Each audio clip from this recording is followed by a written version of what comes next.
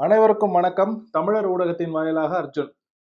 ரொம்ப நாளா, ரொம்ப மாதங்களாக இந்த காணொளி போடணும்னு நான் விருப்பப்பட்டேன். ஆனா, அதற்கான நேரம் அமையல. அதுக்கப்புறம் அண்ணன் சீமான் அவங்க வந்து ஐயா ரஜினிகாந்த் அவங்கள பார்த்துட்டு வந்ததுக்கு அப்புறம் தான் மனசுல ஒரு நிம்மதி. சரி இந்த காணொளிய போட்டுறலாம் அப்படின்னு.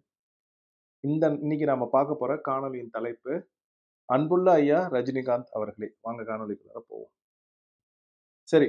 அதாவது முதல்ல ஐயா ரஜினிகாந்த் அவர்கள பற்றி பேசுறதுக்கு முன்னாடி, ஒரு எலிபேண்ட் இன் த ரூம் அப்படின்னு சொல்லுவாங்க ஆங்கிலத்துல. அப்படின்னா என்னன்னா, ஒரு பெரிய யானைய கொண்டு வந்து ஒரு அறையில வச்சுட்டு, அந்த யானைய பத்தி பேசாம மத்ததெல்லாம் பேசுறது. நம்ம அப்படி கிடையாது. முதல்ல அந்த யானைய பத்தி தான் பேசுவோம். அதனால அ ஐயா ரஜினிகாந்த் அவர்கள பற்றி பேசுறதுக்கு முன்னாடி, ரொம்ப முக்கியமான ஐயா ரஜினிகாந்தை சுற்றி பல ஆண்டுகளாக சர்ச்சைகளாக இருந்த ஒரு விஷயத்த பத்தி நான் பேசணும்னு விருப்பப்படுறேன். அது என்ன அப்படின்னா, காவிரி நதிநீர். அதாவது சிறு வயதிலேருந்தே நான் பார்த்துருக்கேன்.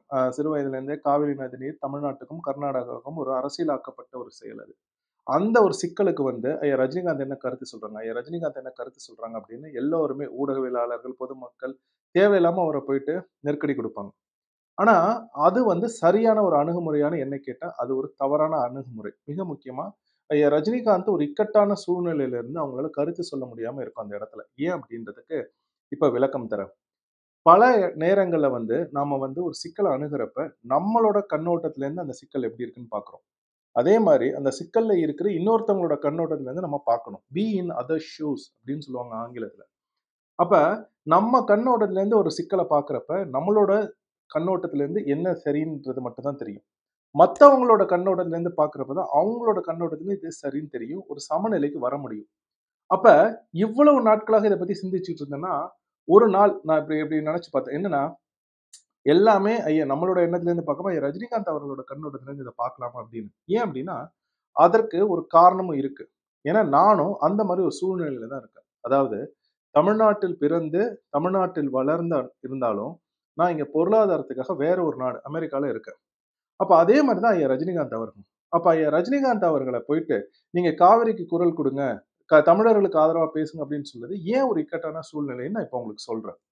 ஒரு சான்றுக்கு எடுத்துப்போம். இப்ப தமிழ்நாடு இருக்கு, அமெரிக்கா இருக்கு. தமிழ்நாட்டுக்கும், அமெரிக்காவுக்கும் ஏதோ ஒரு சிக்கல் ஆயிடுச்சு. இப்ப நான் தமிழ்நாட்டில் பிறந்து அமெரிக்கால வந்து பொருளாதாரம் ஈட்டுறேன். என்ன வந்து தமிழ்நாட்டுக்கு எதிரா பேசு. தமிழ்நாட்டுக்கு எதிரா பேசு. நீ தமிழ்நாட்டுக்கு எதிரா பேசு. நீங்க தானே பொருளாதாரம் ஈட்டுறன்னு யாராச்சும் என்ன வந்து அமெரிக்கால சொன்னாங்கன்னு வச்சுக்கங்களேன், எனக்கு அது ஒரு இக்கட்டான சூழ்நிலை. ஏன்னா, என்னதான் நான் இந்த நாட்டுல பொருளாதாரம் ஈட்டினாலும், எனக்கு பிறந்து வளர்ந்து நான் மிக மகிழ்ச்சியான தருணங்களை என் வாழ்நாளில் குழந்தை பருவத்தில் நான் என் உற்றார், உறவினர், என் பெற்றோருடன் இருந்தது தமிழ்நாட்டுல தான். அப்ப என்னால வந்து தமிழ்நாட்டுக்கு எதிரா எந்த ஒரு செயலையும் செய்ய முடியாது. சரி. அப்ப இந்த பக்கட்டு வருவோம். தமிழ்நாட்டுல இருக்கிறவங்க சொல்றாங்க.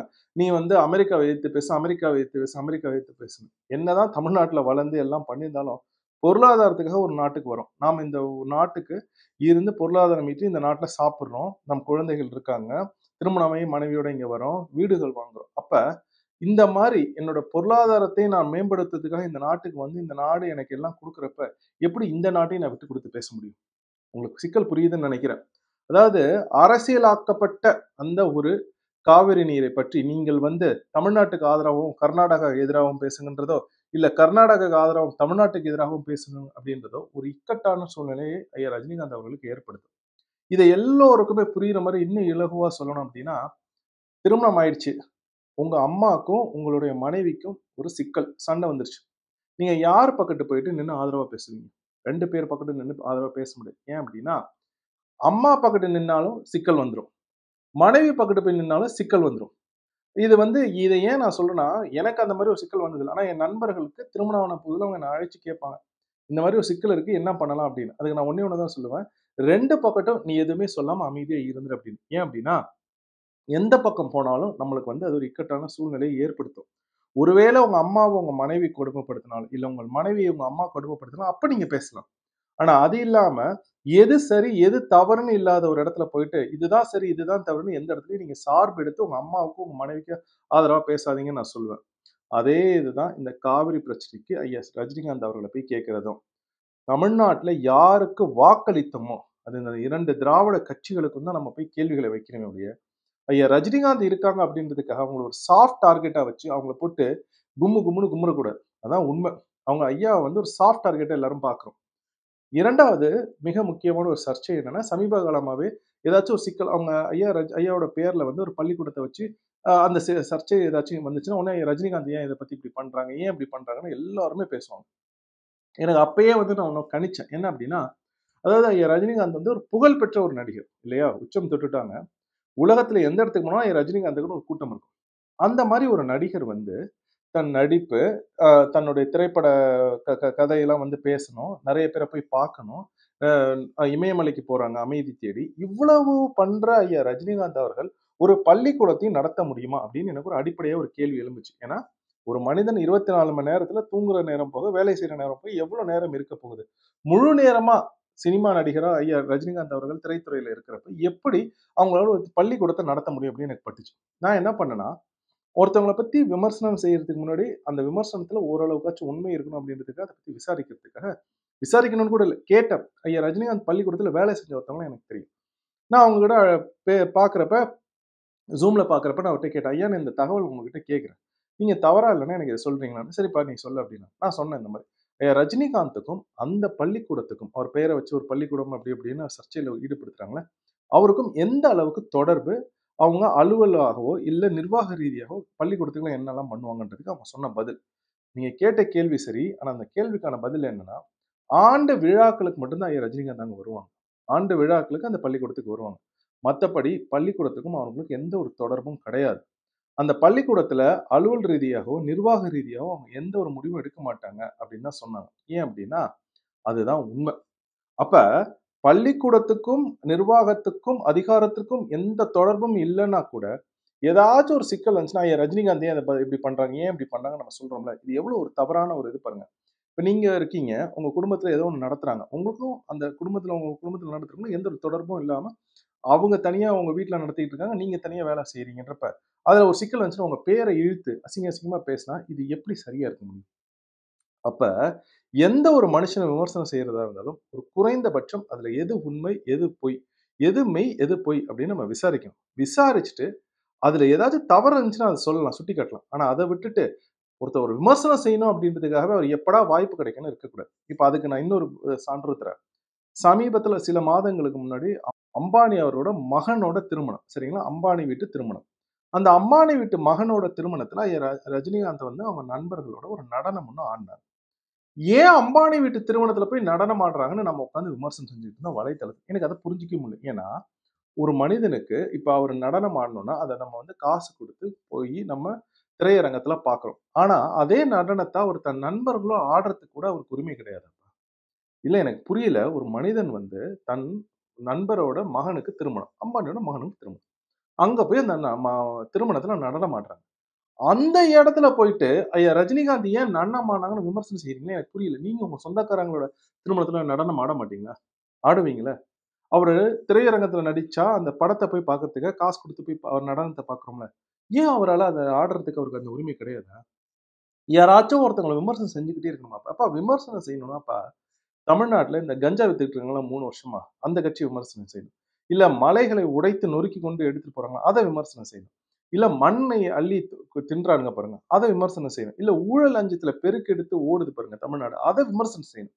அதையெல்லாம் உட்டுட்டு, ஒரு நடிகர் அவர் தனது மகனின் தனது மகனோட தனது நண்பரின் மகனோட திருமணத்துல போய் நடனம் ஆடுறார்ன்னு விமர்சனம் செய்றீங்களே! என்ன மனநோயாளிகளா ஆயிட்டீங்களாப்பா எல்லாரும்? எனக்கு இது புரியவே இல்ல.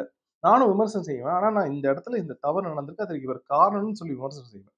ஆனா, இந்த மாரி ஒருத்தர் பஞ்சிங் பேக் மாரி அவர போட்டு குத்திக்கிட்டே இருக்கிறது எந்த விதத்துல சரின்னு எனக்கு தெரியலப்பா. இதுல நான் ஒரு ஒரு இத பார்க்குறேன். என்னன்னா, அதாவது அ கூலிக்கு கொலை செய்வார்கள். அவர்கள்லாம் என்ன பண்ணுவாங்க அப்டின்னா, கை எடுக்கிறோமா, இவ்வளோ காசு குடுக்கணும். கையும் காலையும் சேர்த்து அடிக்கணுமா, 20,000 ஆளே காலி பண்ணுமா 50,000 அப்படின்னு பேசுவாங்க. அதாவது விலை வந்து நிர்ணயம் பண்ணிடும். அந்த மாரி நம்ம ஆளுங்க சில பேரு. ஐயா ரஜினிகாந்த மட்டும் 20 மினிட்ஸ்ல வலைதளத்துல திட்டணுமா 2000. ஐயா ரஜினிகாந்தோட குடும்பத்தையும் சேர்த்து திட்டணுமா 3000. அவரோட உற்றார், உறவினர், முன்னோர் எல்லாத்தையும் சேர்த்து திட்டணுமா 5000 அப்படின்றீங்க. எனக்கு அது புரியவே இல்ல. யாருப்பா இது இது வாய வந்து வாடகைக்கு விட்டு பிழைக்கிற இந்த ஈன செயல ஏன் செய்றீங்க? எனக்கு அது புரியவே இல்ல. எனக்கு புரியல. எனக்கு நிஜமாவே புரியல. காசு சம்பாதிக்கிறதுக்கு ஏகப்பட்ட வழிகள் இருக்குப்பா. ஒருத்தனை இப்படி விமர்சனம் செஞ்சு, அவன் குடும்பத்த திட்டி, அவன் மனைவிய திட்டி, அவன் குழந்தைகள திட்டி, அவன் பேரன, பேத்திய திட்டி எதுக்கு இந்த காசு? இப்போ புரியுது. இத வந்து நான் ரொம்ப நாளா கவனிச்சுக்கிட்டே இருந்தேன். அதான் மனசுல போட்டு வச்சே இருந்தேன். இன்னைக்கு நான் பேசிட்டேன். கொஞ்சம் மன நிறைவா இருக்கு. ஆனா ரஜினிகாந்த் கிட்ட சில நல்ல குணங்கள் இருக்கு. அதையும் பேசிருவோம். ஏன்னா, நான் சிறு வயதிலேருந்து பார்த்துட்டு வருவேன். என்ன நடக்கும்? அதெல்லாம் செய்திகள்லாம் படிச்சு எங்கேயாச்சும் ஒரு இடத்துல சேமிச்சு வச்சிருப்பேன். எப்பயாச்சும் ஒரு நேரத்துல அதெல்லாம் வெளியில வரும். அது ரஜினிகாந்த பத்தி இன்னைக்கு அது வருது. அதாவது ஒரு இயக்குனர். அவர் பேரு வேலு பிரபாகரன் அப்படின்னு. ஐயா வந்து தீவிர பெரியாரிஸ்ட். சரியா? அவங்களும் ஐயா ரஜினிகாந்த் அவர்களும் ஒரு மேடையில மோதிக்கிறாங்க. அவங்க பெரியாரிஸ்ட். இவங்க ஆன்மீகவாதி ஐயா ரஜினிகாந்த் அவர்கள்.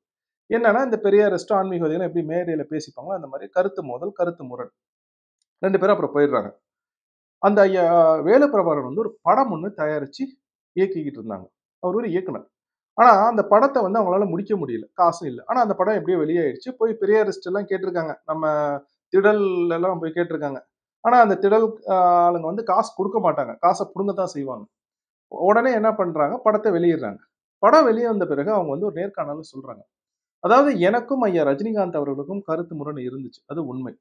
நானும் அவரும் கடுமையா கருத்து முரண் மோதிக்கிட்டோம். அதுவும் உண்மை. ஆனா, நான் யார நம்பணும்னு அந்த பெரியாரிஸ்ட்டுங்கலாம் காசு குடுக்கல. என்னுடைய படத்த எடுத்து வெளியில விட முடியாம இருக்கு. நான் பண கஷ்டப்படுறத்துல கஷ்டத்துல இருக்கேன் அப்படின்னு எனக்கு தெரிஞ்சு, என்னை அழைத்து இந்த படத்த வெளியிடுங்கள்னு சொல்லி பணத்தை குடுத்தது ஐயா ரஜினிகாந்த் அப்படின்னு நான் சொல்லல. அர்ஜுன் சொல்லல. ஐயா வேலு பிரபாகரன் சொன்னாங்க. இத ஐயா ரஜினிகாந்த் சொல்லல. ஐயா வேலு பிரபாகரன் சொன்னாங்க. அப்ப என்னதான் கருத்து மோதல் இருந்தாலும், என்னதான் சித்தாந்த ரீதியா மோதல் இருந்தாலும், இரக்கப்பட்டு ஒரு மனிதன் கஷ்டப்படுறான், அவனுக்கு உதவணும் அப்படின்ற ஒரு எண்ணம் இருக்குல்ல, அதுதான் குறைந்தபட்ச நேர்மை அப்படின்றது. அறம் நம்ம அடிக்கடி சொல்றோம்ல, தமிழர் அறம்னு. அதெல்லாம் வரும். சரி அத விடுங்க. பாபான்னு ஒரு படம். அந்த படம் ஐயா ரஜினிகாந்த் நடிச்சது கதாநாயகனா, அந்த படம் வந்து வெளியில வரப்ப, இப்பலாம் எதிர்பார்ப்புன்னு சொல்றோம். பாபா படத்துக்கு அப்படி இருந்துச்சு. எல்லாம் பாபா, பாபா, பாபான்னு சுத்திட்டே இருந்தாங்க. ஆனா, அந்த படம் எதிர்பார்த்த அளவு வெற்றி பெறல. அதுதான் உண்ம. என்ன பண்ணாங்க அப்டின்னா, விநியோகஸ்தர்லாம் நெறைய பேரு நெறைய காசு குடுத்து வாங்கி கொஞ்சம் நட்டம் அடைஞ்சிருச்சு. ஐயா ரஜினிகாந்த் என்ன பண்ணாங்க அப்டின்னா, அந்த விநியோகஸ்தர்லாம் அழைச்சு, யார் யாருக்கு நஷ்டமானுச்சோ அவங்களுக்கெல்லாம் ஒரு குறைந்த தொகைய வந்து குடுத்தாங்க. அதாவது ஒரு தொகைய எடுத்து அவங்களுக்கு நஷ்டமாயிடுச்சு. என்னால முழுசா குடுக்க முடியுதான்னு ஒரு தொகைய குடுத்தாங்க. எல்லாருமே வியந்து பேசினாங்க அந்த காலகட்டத்தில. ஏன் அப்டின்னா, ஐயா ரஜினிகாந்த வச்சு எத்தனையோ விநியோகஸ்தர்கள் படம் வெளியிட்டுருக்காங்க. 25,00,000 வரும்னு நெனச்சு வெளியிடுவாங்க. 50,00,000 வரும். யாரும் போயிட்டு உங்க படத்த நான் வெளியிட்டேங்க. 25,00,000 தான் வரும்னு நெனச்சேன். 50,00,000 வந்துருச்சு. இந்தாங்க என் இதுல வந்து ஈட்டத்தில் வந்து ஒரு பங்கு அப்படின்னு அவர்ட்ட கொண்டு போய் அந்த ஈட்டத்த குடுக்கல. ஆனா நட்டம் அடைஞ்ச உடனேயே ஐயா ரஜினிகாந்த் என்ன பண்றாங்கன்னா, அவங்க என்னதான் சம்பாரிச்சிருந்தாலும் பரவால்ல. நமக்குன்னு ஒரு மனசாட்சி ஒண்ணு இருக்கு அப்படின்னு சொல்லி, அவங்கள அழைச்சு அவங்க நட்டம் அடைஞ்சதுக்கு பணத்த குடுத்தாங்க. இத சொல்றேன்ல, இதுதான் குறைந்தபட்ச நேர்மை அப்படின்றது. உங்களுக்கு புரியுதுல்ல நான் சொல்றது? இதெல்லாம் உங்களுக்கு யாரும் வந்து ரஜினிகாந்த் அப்படி ஸ்டைலா இது பண்ணாங்க, அது பண்ணுவாங்கன்னு சொல்றதெல்லாம் சொல்றதுக்கு இந்த மாரி பேசுவாங்களா எனக்கு தெரியல. சரியா, சிறு வயதில இதெல்லாம் மனதில இருந்தது. இப்ப சமீபத்தில ஒரு படம் ஒண்ணு வந்துச்சு. அந்த படத்துல ஐயா ரஜினிகாந்த் வந்து ஒரு கௌரவ தோற்றம். சரியா? ஒரு கௌரவ தோற்றம். அ ஒரு அவங்களோட தெரிஞ்சவங்க இருந்தவங்க, அந்த தயாரிப்பு ஆட்கள். சரி கொஞ்சம் கஷ்டப்படுறாங்கன்றதுக்கு அந்த படத்த நடிச்சு குடுத்தாங்க, கௌரவ தோற்றத்துல. அந்த படம் ஆனா எப்படி அவங்க வந்து விநியோகஸ்தர்ட்ட வித்தாங்கன்னா, ரஜினிகாந்த் வந்து ரொம்ப நேரம் வருவாங்க. அப்படி இப்படின்னு சொல்லி அந்த படத்த வித்தாங்க. உடனே ரஜினிகாந்த் அழைச்சு அந்த தயாரிப்பு நிறுவனத்த, இப்படி நீங்க பண்ணீங்கன்னா நட்டம் அடைஞ்சிருவீங்க. ஏன்னா, இந்த படம் நான் முழு நேரமா வரேன்னு நெனச்சு எல்லாரும் காசு அதிகமா குடுத்து வாங்குனாங்கன்னா, அப்புறம் மக்கள் பார்த்துட்டு நான் கம்மியான நேரம் தான் வரேன் படம் வெற்றி அடையாதுன்னு சொன்னாங்க. ஆனா அதையும் மீறி அந்த தயாரிப்பு நிறுவனம் பண்ணுச்சு. படம் வந்துச்சு. படம் எதிர்பார்த்த அளவுக்கு வெற்றி பெறல. என்ன காரணம்னா, ஐயா ரஜினிகாந்த் சொன்னது தான். கௌரவ தோற்றத்துல தான் நடிச்சத, முழு நேரமா நான் தான் நடிச்சேன்னு வெளியிட்டீங்கன்னா, அது நட்டத்துல தான் போய் முடியும் அப்படின்னு ஐயா ரஜினிகாந்த் சொன்னாங்க. அத கேட்காம பேராசையில அந்த தயாரிப்பு நிறுவனம் பண்ணாங்க. நஷ்டம் அடைஞ்சுச்சு. அப்ப இதே வேற ஒரு நடிகர் நெனச்சு பாருங்களேன். வெளியிடுங்க. பரவால்ல வெளியிடுங்க. நம்ம காசு வந்தா போதும் அப்படின்னு அவங்க சொல்லல. "அப்பா நான் நான் வந்து கொஞ்ச நேரம் தான்ப்பா நடிச்சிருக்கேன். ஏன்ப்பா இந்த மாரி பண்றீங்க?" அப்படின்னு சொல்றாங்கல்ல. அதுதான் அந்த நேர்மை அப்படின்றது. பல நேரங்கள்லப்பா, நாம ஒருத்தர் வந்து அதாவது பொலிட்டிக்கலி கரெக்ட்டா ரஜினிகாந்த் பேச மாட்டாங்க. இப்ப அஜித் அண்ணனால இருந்தாலும் சரி, ஐயா ரஜினிகாந்தா இருந்தாலும் சரி, பொலிட்டிக்கலி கரெக்ட்டா பேச மாட்டாங்க. அவங்க மனசுக்கு என்ன பட்டுச்சோ, அத அப்படியே மேடைகள்ல பேசுவாங்க. அது ஒரு நல்ல குணம். நம்ம என்ன நெனைக்கிறோம்னா, நம்மலாம் எப்படின்னா, பொலிட்டிக்கலி கரெக்ட்டா யார் சரியா பேசுறாங்களோ, அப்படியே தேன் தடவி பேசுறாங்களோ, அவங்க தான் நல்லவங்கன்னு நெனைக்கிறோம். அப்படி கிடையாது. அதாவது இந்த தேன் தடவி பேசுறவங்கட்ட நான் நெறைய பார்த்துருக்கேன். ஒண்ணு சில பேர் தேன் தடவி பேசுவாங்க. அது அவங்களுக்கும் புரியாது, நமக்கும் புரியாது. ஆனா மனசுல பட்டத பேசுறாங்க பாருங்களேன், அவங்க கிட்ட ஒரு நேர்மை ஒண்ணு இருக்கும். அந்த நேர்மையினால தான் அவங்க பேச்சுக்கள்ல அந்த நேர்மை தெரியும் அப்டிம்பாங்க. அதான் உண்மையும் கூட.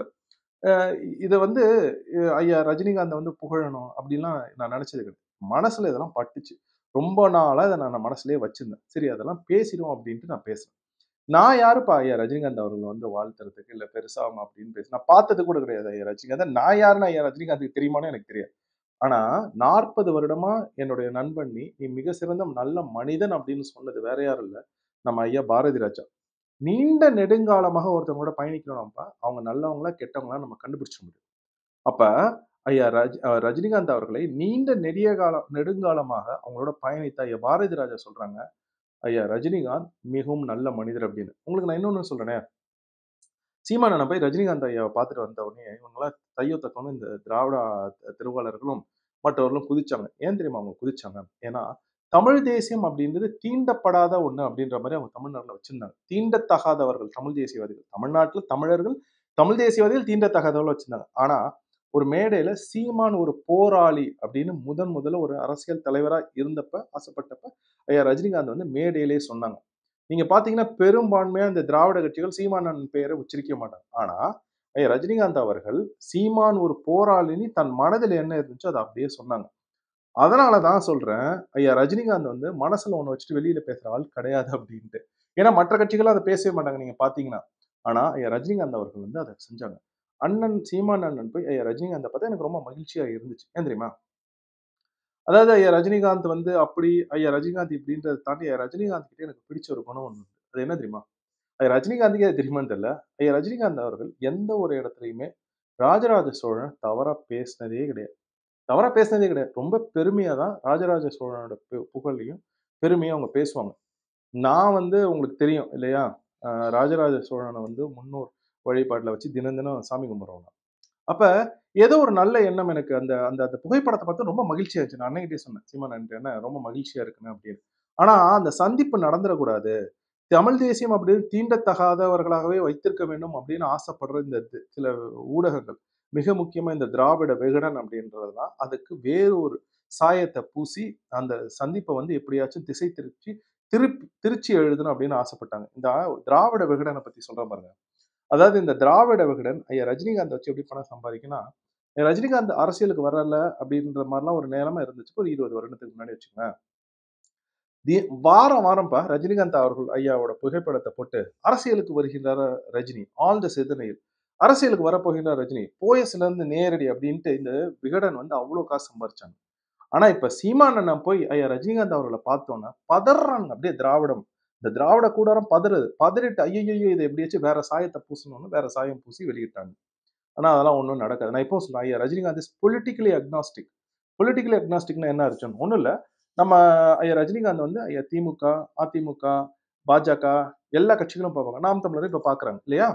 அவங்க தேர்தல் நேரத்துல அந்த வாக்குப்பெட்டியில போய் யாருக்கு வாக்கு போடுறாங்கன்னு அவங்களோட மனசாட்சிக்குள்ள விடப்பட்ட ஒண்ணு. அவ்வளவுதான்.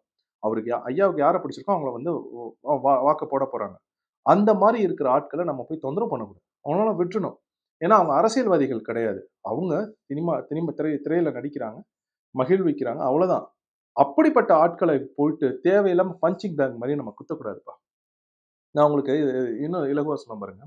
அதாவது எனக்கு வந்து நான் வந்து சிறையில நடிக்கிறேன். எல்லா கட்சிக்காரங்களோடையும் பேசுறேன். ஆனா, ஐயா ரஜினிகாந்த் அவர்கள் வந்து இந்த கருத்தியல் அப்படின்னு எதுவுமே அவங்க மேல சாயம் பூசாத மாரி இருக்கிற வரைக்கும், நம்ம அவங்களுக்கு எந்த ஒரு சிக்கலையும் குடுக்க போறதில்ல.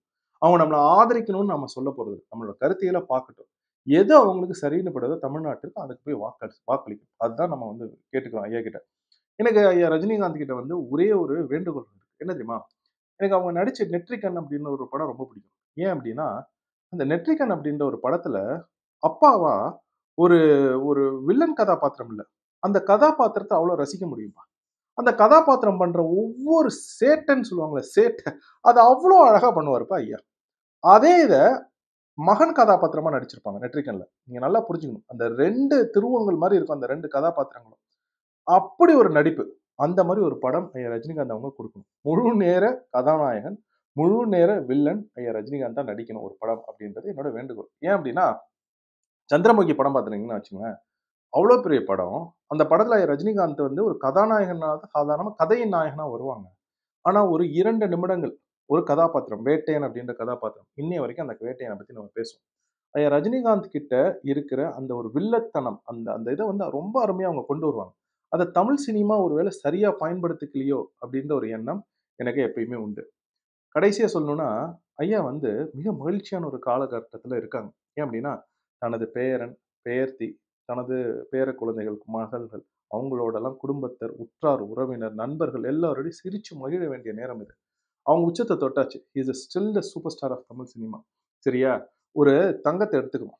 அந்த தங்க நாணயத்த எடுத்து, அத மேல தூக்கி போடுறோம், கீழ தூக்கி போடுறோம், அங்க மலையிலேருந்து உருட்டி விடுறோம், எல்லாம் பண்றோம்.